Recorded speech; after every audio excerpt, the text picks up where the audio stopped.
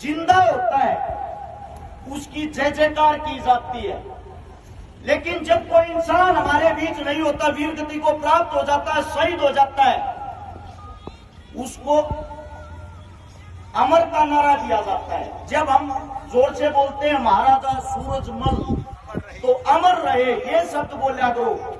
जिंदाबाद, जिंदाबाद का मतलब ये होता है जिंदा रहना, जीवित रहना।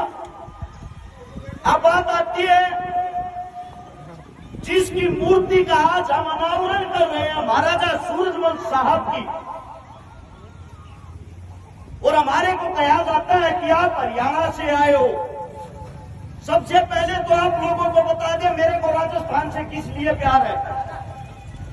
आप लोग उस इलाके से आते हो जहां महाराजा सूरजमल साहब पैदा हुए, आपके क्षेत्र से। हम उस इलाके से आते हैं जो महाराजा सूरजमल साहब की रियासत का आखिरी हिस्सा था, जिसको उस वक्त रोहतक कहा जाता था। जैसे आप लोग यहाँ पे महाराजा साहब की रक्षा का कार्य करते थे। जब दिल्ली के ऊपर कोई भी बात होती थी, उस वक्त सबसे पहले अपने राजा के लिए लठ उठाकर चलने वाले हम थे। इसलिए हमारे को हमारे राजस्थान से, हमारे भाईचारे से आज भी प्यार है।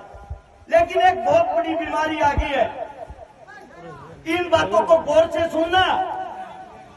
एक एक आदमी, एक एक बुजुर्ग, एक एक नौजवान साथी, एक एक माता बहन इन बातों को अपने कानों में डाल ले। आज आप लोग इनको याद किस लिए कर रहे हो, आप लोगों को पता है। महाराजा साहब के बारे में तो बाद में बात करेंगे। एक बार दिल्ली के ऊपर कोई हक की लड़ाई थी। महाराजा साहब ने अपने बेटे महाराजा जवाहर सिंह को बोला, बेटा जा और ये लड़ाई जीत के आना। जवाहर सिंह लड़ाई लड़ने के लिए जब दिल्ली जाता है, दिल्ली से पहले आजकल तो गुरुग्राम बोलते हैं, गुड़गामा नाम सुना होगा सबने। गुड़गामे में एक शीतला माता मंदिर का मेला लगता है। उस शीतला माता मंदिर का जो मेला लगता है, वहां महाराजा जवाहर सिंह के सारे घोड़े अपने आप रुक गए। घोड़े रुकते तो महाराजा साहब पूछता, भाई क्या दिक्कत होगी, घोड़े किस लिए रुक गए। पास उस मंदिर से एक ब्राह्मण निकल के आता है और कहता, महाराजा साहब जब आप यहाँ माता प्रमाता नहीं देखोगे, जब तक आपके घोड़े आगे नहीं जाएंगे। वो माथा टेकने लग गया तो पंडित जी जोर जोर से रोने लग गया। महाराजा साहब ने कहा, पंडित जी क्या दिक्कत है। पंडित रोते हुए बताता है, मेरी बेटी, मेरी पुत्री जिसकी उम्र 18 साल और मुगलों की तरफ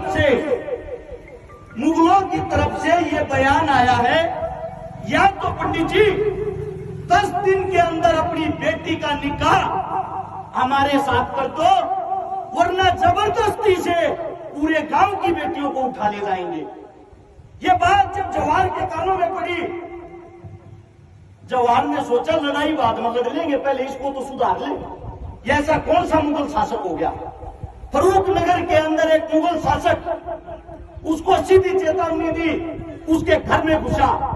उसके घर में घुसते हुए उसको पीटा, घसीटा और उस मंदिर के प्रांगण में लाके खड़ा कर दिया कि माफी मांग, मेरे पंडितों से नाक रगड़, मेरे हिंदुओं के सामने माफी मांगते हुए वो मुस्लिम शासक हाथ जोड़कर वहां से वापस निकल जाता और कसम खाता है, दोबारा जीवन में हिंदू धर्म की तरफ, किसी मंदिर की तरफ, किसी बहन बेटी की तरफ आंख उठाकर नहीं देखूंगा। और महाराजा जवाहर सिंह उस जीत की खुशी में 1.5 किलो की, 1.25 किलो की सोने की माता पंडित जी के वहां रखते हैं, उनको दान देते हैं। जैसे जैसे समय बीतता गया, उस माता को उठा के दोबारा से फिर वहां से भगा दिया गया। एक तालाब के अंदर, कोई गुरुग्राम के अंदर से दानवीर सज्जन थे कटारिया साहब, दोबारा से उन्होंने अपनी जमीन दी, उस माता को, उस मंदिर को बसाया। अब बात यह आती है मेरे हिंदुओं की। ये जो हिंदू है ना, हिंदू रहे ही नहीं। कोई जात है, कोई ब्राह्मण है, कोई राजपूत है, कोई गुज्जर है। आप लोगों के अंदर जो ये एकता नहीं है, मेरे हरियाणा के अंदर जाट और पंडित आपस में ऐसे फंसे हुए हैं, एक दूसरे की काट, एक दूसरे से लड़ना झगड़ना, इस गंदी ओछी राजनीति ने कर दिया।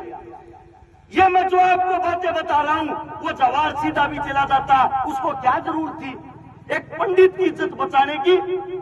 क्योंकि जाति से तो वो भी जाट था, लेकिन वो जाट के साथ साथ वो हिंदू राजा था जो उसके पिताजी थे महाराजा सूरजमल जी।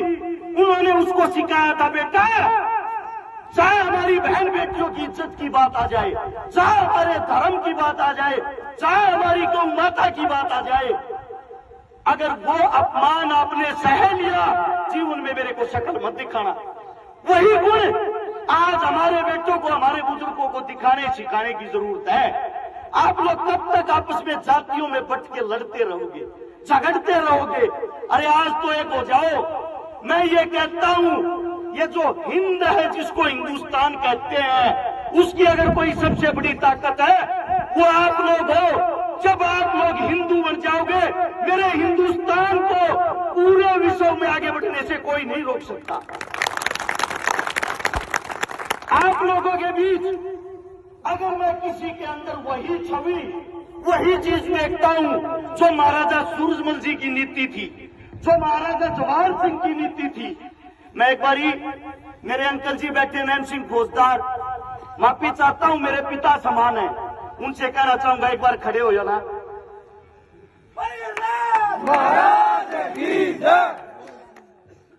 ये वो इंसान है, ये वो कोई नूर है आपके बीच में जिसको आप अलग अलग होकर तोड़ रहे हो।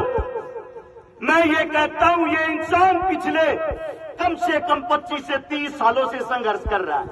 जब हम जिस वक्त पैदा हुए उस वक्त से आप लोगों को एक करने के लिए लड़ रहा है। अरे कम से कम अब तो आंखें खोल लो, अब तो आंखें खोल लो। आपके बीच वही महाराजा सूरजमल साहब की अगर किसी के अंदर छवि दिखती है ना, मेरे को तो इस इंसान में लगती है। भले ही मेरे पिता का नाम देवेंद्र है जिसने मेरे को पैदा किया, लेकिन वही सम्मान मैं नैन सिंह फौजदार को इसलिए देता हूं, मैंने इससे ज्यादा संघर्षशील आज तक कोई नहीं देखा। अगर हमारे इलाके में ऐसे इंसान हो जाए ना, मैं गारंटी के साथ कहता हूं पूरे हरियाणा में एकता की कमी नहीं रहेगी। ऐसे इंसान को सर आंखों पर बैठाकर इसका साथ देकर एक बार इस पर विश्वास करके देखो। अरे दुनिया आई है बार बार आप लोगों को लूट के लेके गई है, दुनिया आई है बार बार आपके मुंह पे तमाचा मार के गई है, क्योंकि सबसे बड़ा परिवार आप लोगों का है, आप हिंदुओं का है। कब तक जाट ब्राह्मण में लड़ते रहोगे? कब तक अपनी ताकत को ऐसे ही बंटवा कर दूसरों को सवाद देते रहोगे? न्यूका करे क्या होता हरियाणवी में, अपना मारा छा में घेर है। अरे कम से कम थारा अपना मार के तुमने छा मत घेर देगा। जब इतनी दुनिया ने लूट लिए तो कम से कम इस इंसान को एक बार तो मौका दो।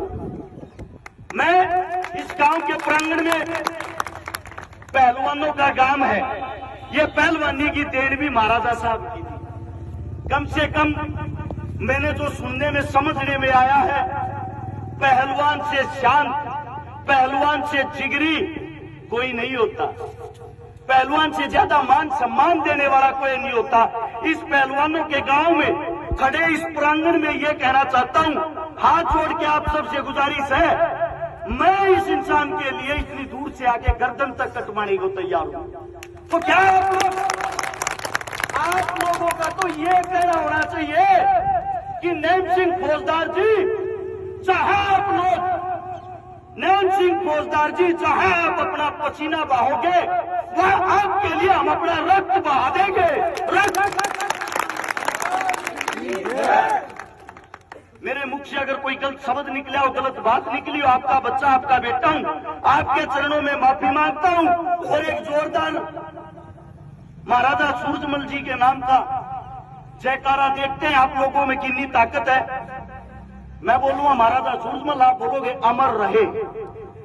महाराजा सूरजमल,